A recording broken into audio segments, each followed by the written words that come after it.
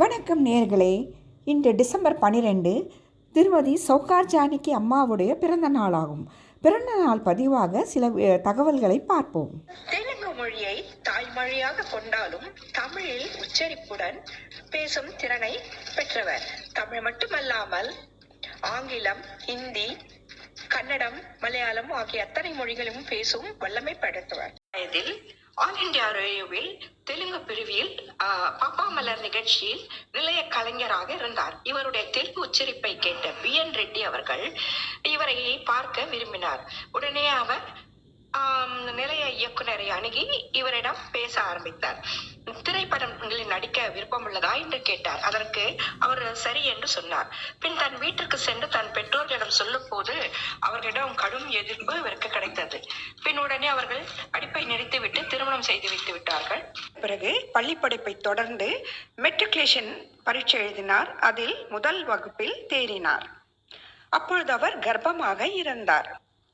நீரோடும் பைகையிலே நின்றாடும் நீனே, நீயூரும் கானகத்தில் கைகாட்டும் மானே, தாலாட்டும் வானகத்தில் பாலூட்டும் வெண்ணிலவே, தெம்மாங்கு பூந்தமிழே, தென்னாடன் குலமகளே.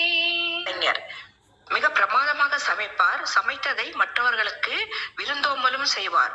ஆகவே கடமை, கண்ணியம், கட்டுப்பாடு நிறைந்த ஒரு நடிகை ஆவார் இவர்.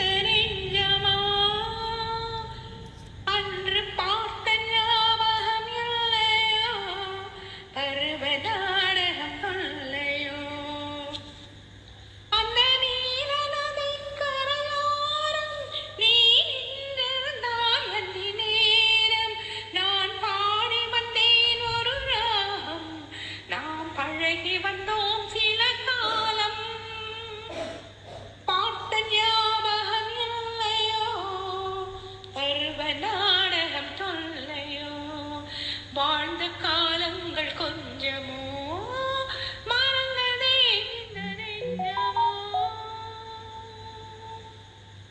இந்த இரவை கேளது சொல்லும், அந்த நிலவை கேளது சொல்லும், உந்தன் மனதை கேளது சொல்லும், நாம் மறுபடி பிறந்ததை சொல்லும்.